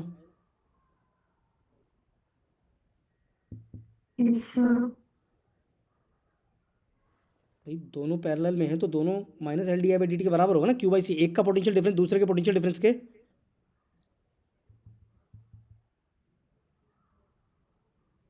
बराबर आएगा कि नहीं आएगा? ये फिर से समझा दो। मैंने ये बोला कि भाई इसके अक्रॉस पोटेंशियल कितना होता है? क्यू बाई सी होता है। और इसके अक्रॉस पोटेंशियल कितना है? Negative of L D I by D T आ रहा है। और दोनों पैरेलल में तो दोनों के पोटेंशियल इक्वल होंगे। तो मुझे बताओ इस टर्म को उठा के मैं यहाँ ले आता हूँ तो ये कितना बनेगा मुझे बताओ? L D I by D T plus Q by C equal to zero आ रहा है कि नहीं आ रहा है? अब सोचो मैं ये एल को हटा देता हूँ, एल को नीचे ले जाता हूँ, तो मुझे बताओ कि क्या ये d I by D t दिख रहा है plus Q divided by L C दिख रहा है इक्वल टू जीरो आ रहा है कि नहीं आ रहा है? Yes sir. अब सोचो आई क्या होता है? आई क्या होता है? क्या ये d Q by D t होता है? यस सर, तो मुझे बताओ d I by D t क्या होगा? D two Q divided by D T square. Yes sir, मुझे बताओ ये जो d I by D t मैंने लिखा हुआ है, d I by D t को क्या मैं d two Q by D T square बोल सकता हूँ कि नहीं बोल सकता हूँ? D two Q divided by D T square plus Q divided by L C equal to zero. ये लिख सकते हैं, ये लिख सकते हैं। अब गौर से देखो ये जो इक्वेशन है मेरी, क्या ये इक्वेशन कुछ मिलती जुलती नजर आ रही है? D two X by D T square plus omega square X equal to zero से। Yes sir. तो इसमें मुझे बताओ कि एक्स का काम कौन कर रहा है? क्यू, क्यों कर रहा है कि नहीं कर रहा है? यस सर, तो मुझे बताओ कि D x by D T जो होता है, D x by D t होता है वो वेलोसिटी होता है। तो मुझे बताओ कि क्या D Q by D T यहाँ से मेरे पास में आई का काम करेगा? हाँ, तो यहाँ से देख के बताओ कि इस इक्वेशन और इस इक्वेशन को कंपेयर अगर करें तो ओमेगा स्क्वायर की वैल्यू क्या one divided by L C बोल सकते हैं कि नहीं बोल सकते हैं? तो ओमेगा की वैल्यू क्या one upon root over L C दिखाई दे रहा है कि नहीं दिख रहा है? Yes sir. हाँ या ना? तो मुझे बताओ कि इस वाली इक्वेशन में अगर हम बात करते हैं, इसके अंदर अगर हम टाइम पीरियड की बात करते हैं तो टाइम पीरियड जो होता है क्या वो टू पाई बाई ओमेगा होता है कि नहीं होता है? यस सर, तो मुझे बताओ एलसी ऑसिलेशंस के अंदर भी अगर हम बात करें कि जो टाइम पीरियड आएगा, एनर्जी का जो टाइम पीरियड है, कि पहले कैपेसिटर से इंडक्टर में गई, इंडक्टर से कैपेसिटर में गई, देन अगेन कैपेसिटर से इंडक्टर में गई, एंड अगेन इंडक्टर से कैपेसिटर में इनिशियल पोजीशन पे आकर आ गई, तो उसके लिए जो टोटल टाइम लगेगा क्या वो वैल्यू भी हमारे पास में two pi divided by omega के बराबर ही आएगा कि नहीं आएगा? Yes sir. और यहाँ पे ओमेगा की वैल्यू बताओ जरा क्या आ रही है? Two pi upon one upon root over L C. तो क्या ये रूट ओवर एल सी ऊपर आ जाएगा कि नहीं आ जाएगा बेटा? यस तो सर, क्या ये इसका टाइम पीरियड बना कि नहीं बना एल सी ऑसिलेशन का? यस सर, बोलो भाई। सर। तो अब एक चीज सोच के बताओ कि इस इक्वेशन के जनरल सॉल्यूशन क्या क्या लिखे थे अपन ने अभी? एक्स इक्वल टू क्या लिखा था अपन ने? A naught sine omega T plus A naught लिख लो, एक्स नॉट लिख लो, कोई फर्क नहीं पड़ता, वो तो एक ही बात है, एम्पलीट्यूड की बात है। तो मुझे बताओ कि what about the general solution of this one? Q आ जाएगा किसी भी जनरल टाइम टी पे?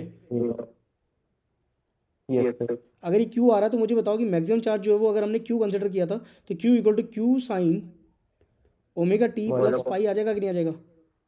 यस सर, नहीं आया समझ में?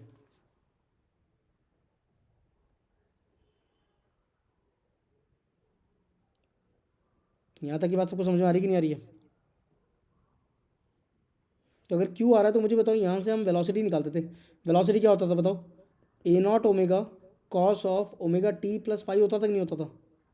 तो यहाँ पे बताओ, यहाँ पे करंट जो आ जाएगा बेटा वो कितना आ जाएगा? Q omega sine of sorry cos of omega T plus five आ जाएगा कि नहीं आ जाएगा? सर क्यू की जगह आई नहीं आएगा, कैपिटल आई। हाँ, क्यू ओमेगा हो गया ना अपने पास में। पर इसको डिफरेंशिएट करेंगे तो करें। अच्छा, ये तो बड़ा खतरनाक बात बोली तुमने। ये जो क्यू है ये तो कांस्टेंट है ना बेटा, डिफरेंशिएबल तो ये फंक्शन है ना साइन वाला।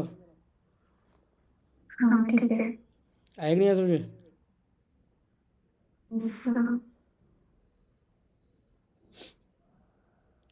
ये किस किस को आया समझ में? तो मुझे बताओ कि हमने एक रिलेशन पढ़ा था वहाँ पे कि जो हमारी वेलोसिटी होती है वो ओमेगा टाइम्स रूट ओवर ए स्क्वायर माइनस एक्स स्क्वायर भी होता है कि नहीं होता है? Yes sir. तो मुझे बताओ कि अगर मैं करंट की बात करूँगा तो करंट की वैल्यू क्या? Omega times root over Q square minus Q square आ जाएगा कि नहीं आ जाएगा? यस तो क्या मैं किसी भी जनरल टाइम टी पे जनरल चार्ज पे जब मुझे चार्ज की वैल्यू पता हो तो कि मैं डायरेक्टली क्या करंट निकाल सकता हूँ कि नहीं निकाल सकता हूँ इस इक्वेशन से? Yes sir. यहाँ तक की बात सबको समझ में आ रही है कि नहीं आ रही बोलो भाई? Yes sir. स्क्रीन दिख रही है ना सबको? कट तो नहीं रही है? No sir. ठीक है ठीक है। किस किस को बात समझ में आ गई कि एलसी ऑसिलेशंस क्या होते हैं? Yes sir. ठीक है ना? तो एक सवाल करते हैं, क्या एसएसएम से रिलेट कर पा रहे हो इसको, सर ऑसिलेशन से इस पूरे कॉन्सेप्ट को? स्मॉल क्यू क्या है? Yes sir. क्या बेटा? कैपिटल क्यू और small Q. Capital Q maximum charge है और स्मॉल क्यू किसी भी जनरल टाइम टी का चार्ज है। ठीक है ना? Okay sir. तो यहाँ तक सर, बात सबको समझ में आ गई? सर इससे फिर हम पैराबोला और वो जो हाँ बिल्कुल एलिप्स बिल्कुल, वगैरह। Ellipse ellipse. Okay sir. ठीक है कि नहीं? ठीक है। Yes sir.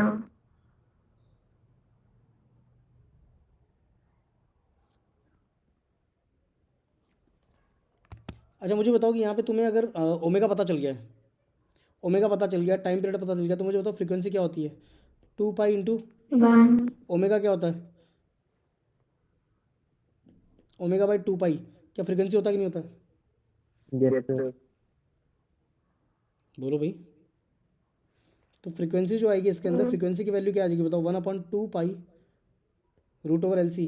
क्या ये फ्रीक्वेंसी बनेगी कि नहीं बनेगी? Yes sir. तो एक सवाल करते हैं, करें भाई एक सवाल, एक क्वेश्चन देता हूँ देखना।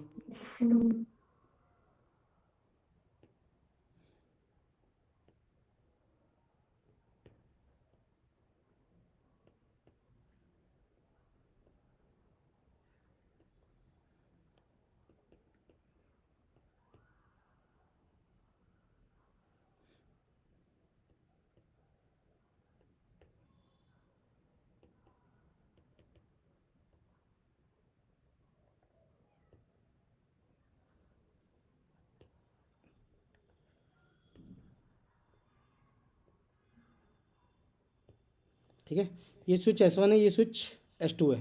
बात समझ में आ रही कि नहीं आ रही है?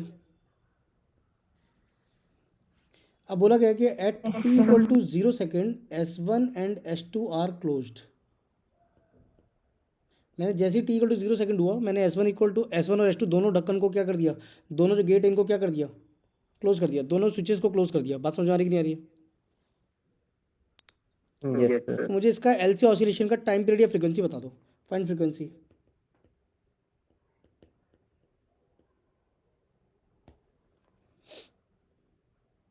फ्रीक्वेंसी निकालो इसकी, क्या आएगी?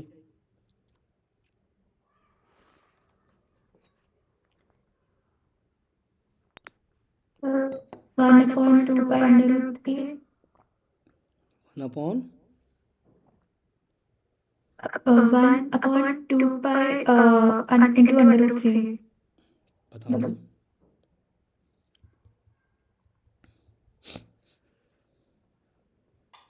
कैसे करेंगे सोचो।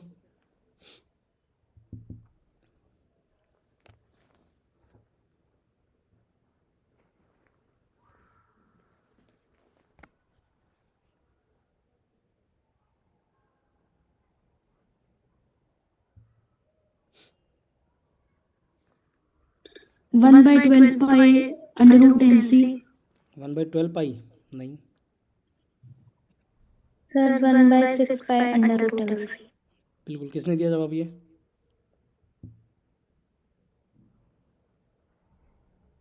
यस सर 1/6 पाई। मल्टीप्लाई गलत हो गया। किसका आया था आंसर ये 1/6 पाई पहले?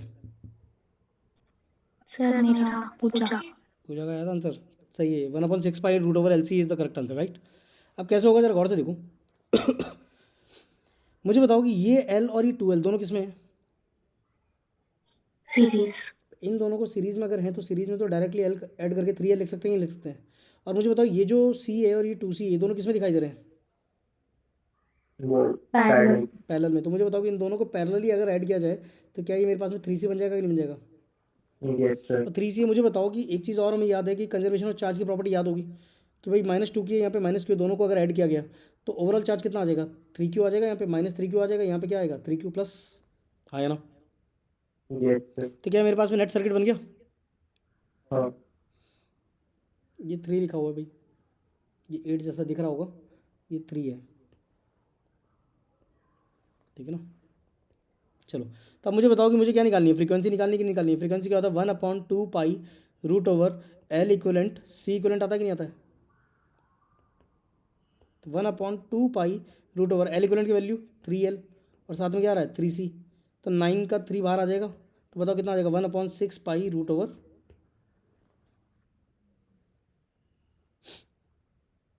आया ना। Yes sir. किस किस को यहाँ तक की बात समझ में आ गई?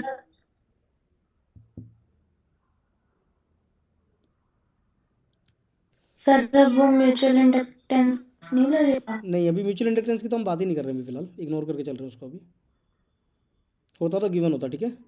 अच्छा मुझे बताओ कि यहाँ पे टाइम पीरियड कितना आ रहा है? 6 pi root L C. 6 pi root L C, ठीक है ना। तो अब मुझे सोच के बताओ कि इसी के अंदर, इसी क्वेश्चन के अंदर अगर मैंने फर्दर सवाल बनाया होता, मैंने कहा होता कि भाई एक और क्वेश्चन है इसके अंदर ए पार्ट ले लेते हैं। मैंने कहा कि फर्स्ट टाइम एनर्जी, ठीक है ना, यूसी से यूएल में कब कन्वर्ट हुई? यूसी और यूएल मतलब समझ रहे हो ना बात को? सर कैपेसिटर को कैपेसिटिव एनर्जी इंडक्टिव एनर्जी में कब चली गई बताओ? या फिर इसका और तरीका हो सकता था कि पहली बार एनर्जी इलेक्ट्रिक फील्ड से मैग्नेटिक फील्ड में कब कन्वर्ट हुई, कितने टाइम में हुई, निकालो। तो कैसे करेंगे सोचो। यहाँ पे +3q चार्ज था, तो पहली बार +3q इसके अंदर जाएगा तो सारी की सारी एनर्जी इधर इकट्ठी करेगा। फिर ये इंडक्टर दोबारा एनर्जी इधर लाके स्टोर करेगा। फिर ये कैपेसिटर दोबारा एनर्जी इंडक्टर में लाके स्टोर करेगा। फिर इंडक्टर दोबारा लाके कैपेसिटर में स्टोर करेगा। फिर इनिशियल पोजीशन पे तभी तो आएगा जाके, आया ना। यस तो मुझे बताओ कैपेसिटर से इंडक्टर में जाने के लिए क्या T/4 का टाइम लगने वाला है? फिर यहाँ से इंडक्टर से दोबारा कैपेसिटर में जाने के लिए T/4 लगेगा। फिर दोबारा कैपेसिटर से इंडक्टर में जाने के लिए T/4 लगेगा फर्दर, और फिर अगेन T/4 लगेगा। अरे हाँ है ना। Yes sir. किस किस को समझ में आ रहा है? तो हमारा जो पहला आंसर आ गया वो कितना आ गया? T/4। T/4। तो T/4 की वैल्यू को डिवाइड कर सकते हैं यहाँ से आंसर।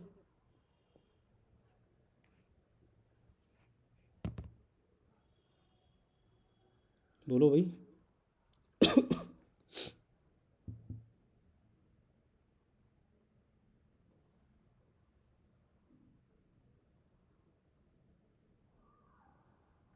ये वाली बात सबको समझ में आ गई ना। तो ऐसे करके मल्टीपल सवाल बन सकते हैं इसके अंदर। तो एक सवाल और देखो, फिर करते हैं तुम्हें टाटा हुआ है।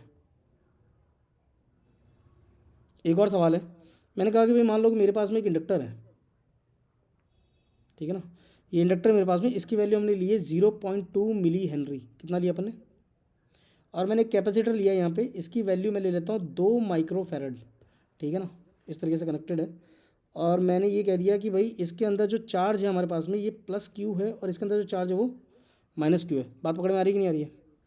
और मैंने यहाँ पे एक स्विच दे दिया तुम्हें इस जगह पे, ठीक है कि नहीं? ठीक है। और मैंने बोला कि टी इक्वल टू 0 सेकेंड पे की जो है वो क्लोज की जाती है, ठीक है नहीं? ठीक है, बोलो भाई। Yes, sir. Find the time eight which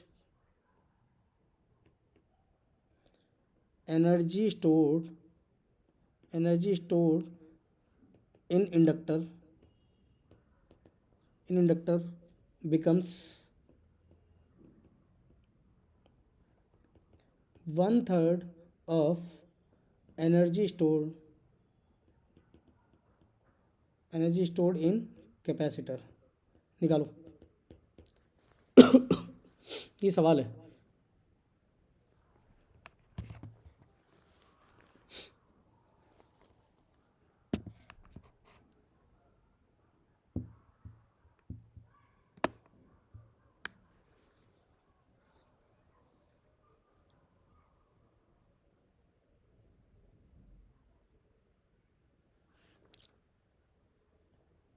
T equal to 0 second पे की क्लोज किया गया।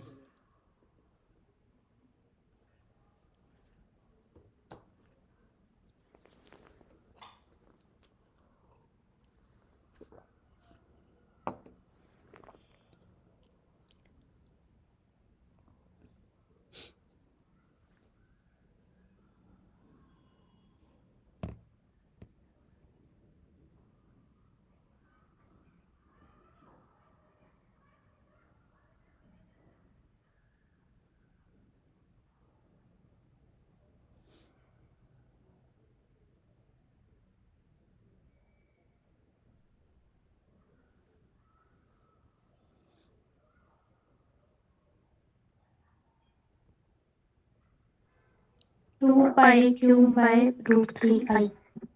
क्या आंसर आ रहा है?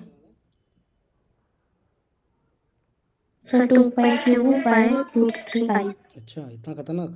देखो सिंपल सी बात है, ये बोला गया है कि इंडक्टर की जो एनर्जी है वो क्या बोला गया, 1/3 ऑफ कैपेसिटर की एनर्जी बोला गया, पहली क्वेश्चन। भाई यहाँ तक की बात सबको समझ में आ रही कि नहीं आ रही है? Yes, sir. और हमें ये भी पता है कि UL प्लस UC जो होगा किसी भी इंस्टेंट पे वो हमेशा किसके बराबर रहेगा, Q²/2C के बराबर रहेगा, क्योंकि इनिशियली चार्ज हमेशा कैपेसिटर पे ही था कि नहीं था? सर ये इनिशियल वाली बात एक बार दोबारा बता दो। मैंने बोला कि इनिशियली तो कैपेसिटर पे चार्ज था ना बेटा, पर एनर्जी तो मतलब पूरी कंजर्व रहेगी, तो फिर इंडक्टर की हाफ L² नहीं प्लस करेंगे? इंडक्टर में करंट था ही नहीं ना इनिशियली। तो इनिशियली करंट कहाँ था बेटा उसमें? अभी तो की क्लोज ही नहीं किया है। की क्लोज जब किया तब तक जो था वो सिर्फ कैपेसिटर के पास चार्ज था, इंडक्टर में तो करंट था ही नहीं। Yes sir. समझ में आया कि नहीं आई है? तो टोटल एनर्जी तो ये यस रहेगी। सर। अब मुझे बताओ कि यूएल को हम क्या बोलते हैं, UC/3 बोल रहे हैं। यूएल जो UC/3 हो जाए, और UC तो UC था उस समय, तो बेसिकली Q²/2C की बात चल रही। तो मुझे बताओ कि ये कितना आ जाएगा, 4/3 UC इक्वल टू Q²/2C के बराबर आना चाहिए। और किसी भी जनरल इंस्टेंट पे इस कैपेसिटर के अंदर जो चार्ज होगा, लेट्स सपोज कि मैंने मान लिया कि किसी भी जनरल इंस्टेंट पे इसके ऊपर जो चार्ज आ गया वो कितना रह गया, -Q या +Q, स्मॉल q रह गया। बात समझ में आ रही कि नहीं आ रही है? तो मुझे बताओ कि 4/3 टाइम्स ऑफ Q²/2C की वैल्यू क्या Q²/2C के बराबर ही रहनी चाहिए हमेशा टोटल एनर्जी। तो 2C ने 2C को काट दिया, तो यहाँ से Q की वैल्यू मुझे बताओ कि क्या ये मेरे पास में √3/2 टाइम्स ऑफ Q आ रहा है कि नहीं आ रहा है? हाँ या ना? तो ये वो चार्ज है जिस टाइम पे कैपेसिटर के अंदर चार्ज कितना रह जाएगा, √3/2 Q रह जाएगा चार्ज। उस टाइम पे इंडक्टर की एनर्जी 1/3 ऑफ कैपेसिटर की एनर्जी रह जाएगी। पर हमसे चार्ज नहीं पूछा गया, हमसे क्या पूछा गया था, हमसे टाइम पूछा गया था। हाँ या ना? बोलो भाई। ये बात सबको समझ में आ रही कि नहीं आ रही है? Yes sir. हमसे चार्ज थोड़ी पूछा गया था, हमसे क्या पूछा गया था, टाइम। बट अगर मान लो कि सवाल में चार्ज पूछा जाता तो क्या चार्ज हम इस तरीके से निकाल सकते थे? Yes, sir.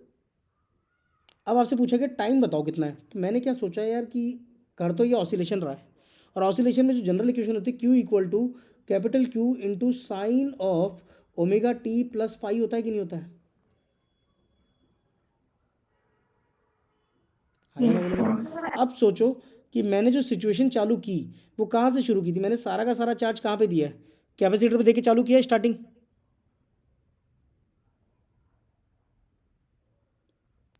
Yes sir. तो जब सारा का सारा मैंने कैपेसिटर को देके चालू किया तो यहाँ पे क्यू की जगह कैपिटल क्यू डालूंगा टी इक्वल टू 0 पे, तो फाई की वैल्यू क्या पाई बाई 2 आ जाएगी कि नहीं आ जाएगी? Yes. तो फाई यहाँ पे मुझे समझ में आया कि पाई बाई 2 से स्टार्ट हुआ होगा, ये एक्सट्रीम पोजीशन से स्टार्ट हुआ था। तो यहाँ पे अब क्यू की वैल्यू को मुझे बताओ कि इक्वेशन क्या बन जाएगी? Q into sine omega T plus phi pi by 2, तो basically cos of omega t बनेगा कि नहीं बनेगा ये? आप सोचो मैंने क्या बोला कि कौन सा टाइम मुझे निकालना है जिस टाइम पे क्यू की वैल्यू क्या हो जाए? Root three by two Q आ जाए। तो ये Q equal to cos Q into cos omega T आ रहा है कि नहीं आ रहा बेटा? तो क्यू ने क्यू को मार दिया, तो मुझे बताओ कॉस ओमेगा टी यानी कि ओमेगा टी की वैल्यू कितनी आ रही है यहाँ से? पाई बाई 6। ओमेगा टी की वैल्यू पाई बाई 6 आ रही कि नहीं आ रही है? Yes sir. और ओमेगा कितना होगा? ओमेगा क्या होता है? 1/√ओवर 2 पीरियड। 1/√ओवर एल सी होता है ना omega, yes sir. Equal to pi by 6 आ रहा है कि नहीं आ रहा है ये?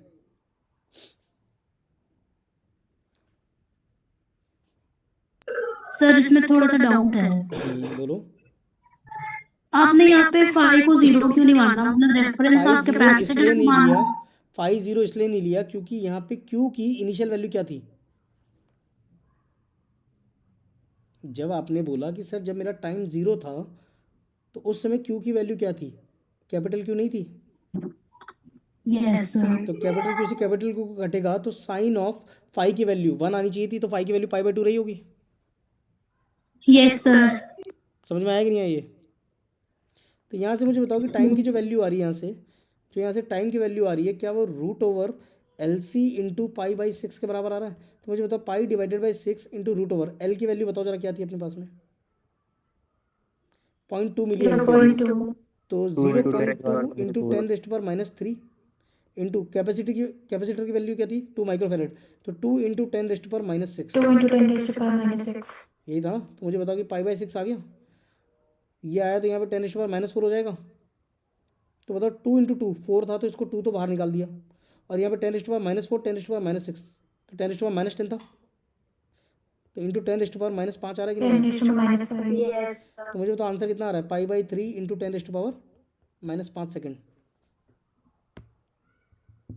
आया ना? Yes, sir. तो इतने टाइम पे जाकर जो एनर्जी है इंडक्टर की वो 1/3 ऑफ कैपेसिटर की एनर्जी हो जाएगी इंस्टेंटेनियस। बात पकड़ में आएगी नहीं आई? सर हमेशा स्टार्ट में क्यू स्क्वायर बाय 2 ही होगी। क्या बेटा? नहीं, कोई ज़रूरी नहीं हो, तो डिपेंड करती है कि कितनी एनर्जी देके चले हैं। भाई यहाँ पे मैंने अभी इनिशियली किसको दे दी थी एनर्जी? कैपेसिटर को कैपेसिटर को। हो सकता था इंडक्टर को दे दी होती तो।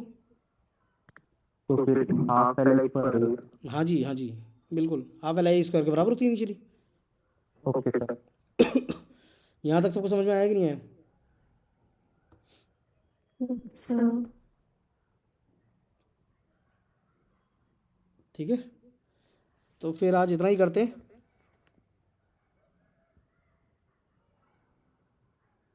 ठीक है भाई, गुड नाइट।